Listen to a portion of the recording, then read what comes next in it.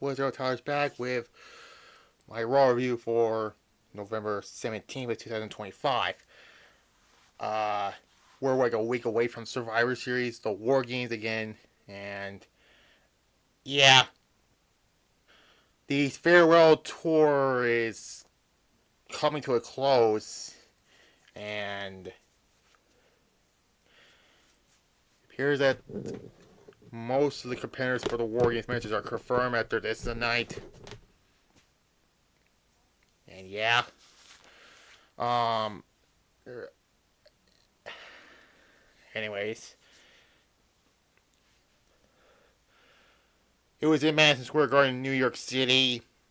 I mean, let's be fair here. There's never been a bad Madison Square Garden show. So yeah, I'm, I'm just, yeah.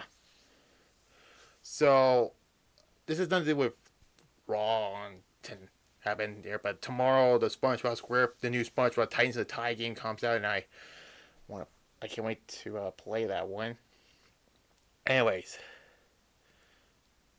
we actually started with what happened last week of Raw, where John Cena won the Intercontinental title, and that meme again. And then John Cena comes out, there's a massive Cena chant, he gets emotional, and get used to this. This is going to be his last appearance on Monday Night Raw.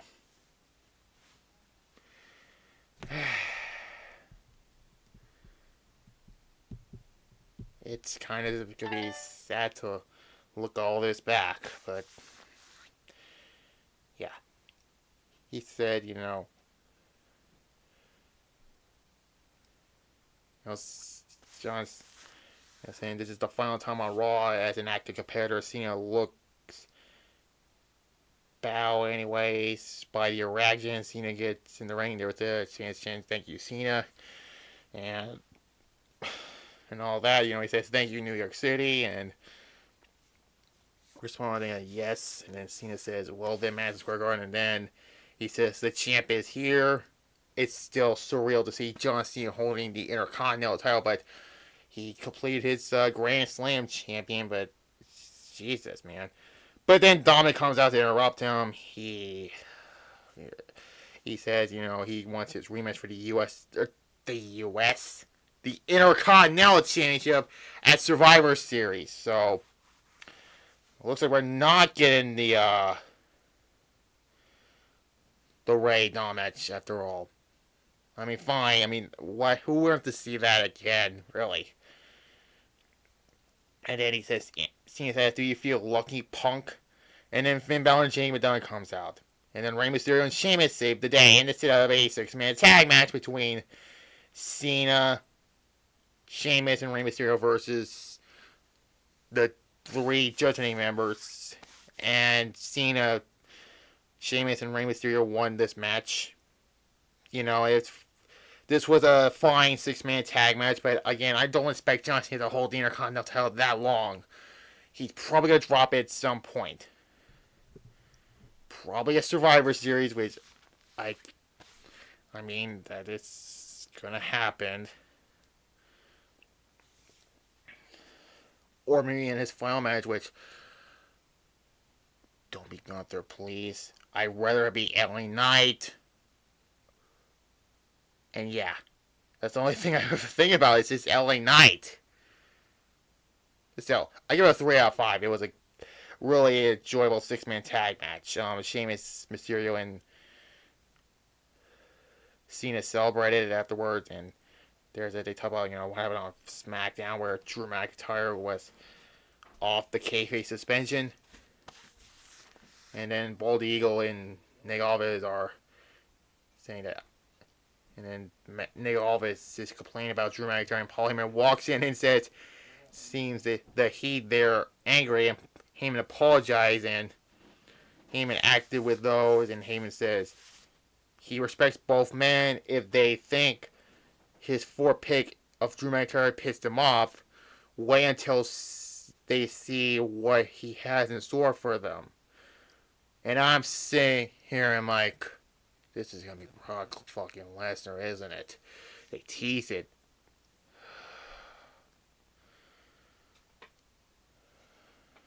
Oh my god. But anyways.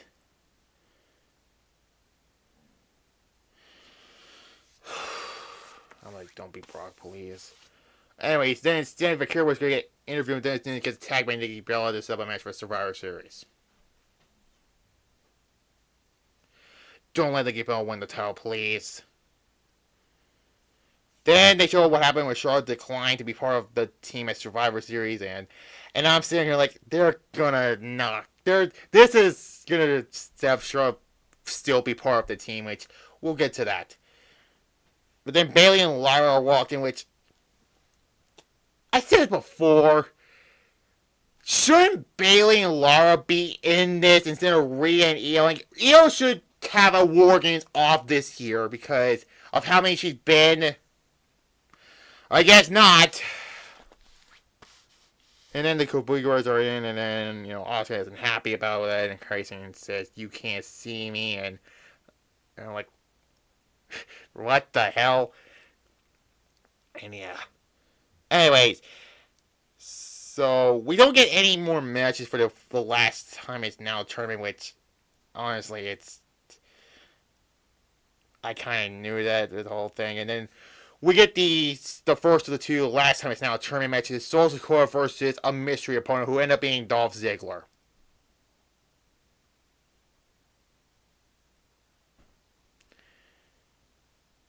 Yeah.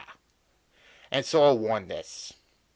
Again, this is just a one-off, and that's all I have to say, really. It was whatever. A 2, I'll give it. There was a video about Javon Evans, and there's that, and then Alexa Bliss addressing, Charlotte leaving War Games, and all that. And then the heel squad comes out for this, and then Rhea and Io comes out as 4-on-3, and then Charlotte comes out, which, yeah, I fucking knew this would happen. And then, they all look at, Charlotte looks over at Rhea and Sky and Io Sky, and there's that. And I'm like, yeah, they're gonna have her be in this. Also, gonna be 2 more members, which Rhea recruited 1 who return on this night. And here's a funny joke I'll talk about later, but not now yet.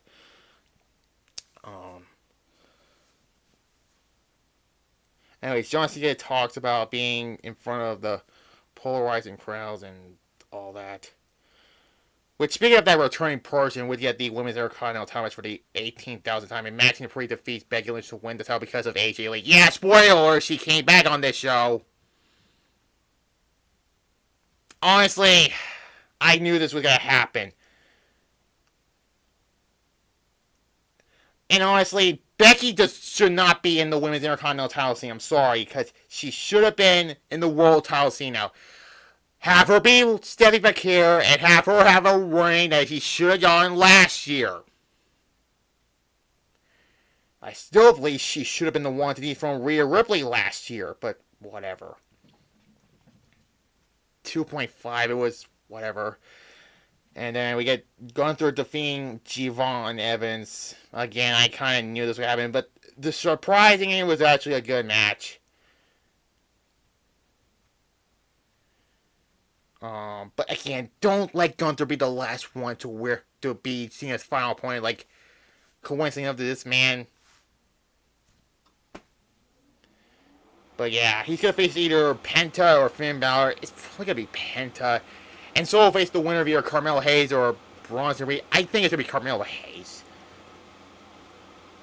But anyways, 3 out of 5. It was fun. David versus Goliath match, but still. Anyways, then AJ Lee was happy with Maxine, and there's that, whatever. And then Rhea comes in, walks in, and asks AJ Lee and asks her to talk.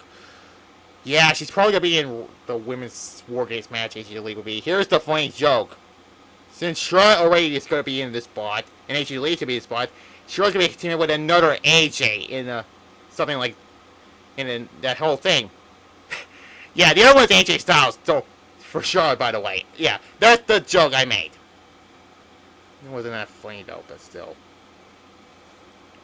Anyways, then we get the War Games face up with the men. Paul Heyman gets in the ring with that fucking cocksucker Logan Paul and Braun Breakker and Bronson Reed and all that.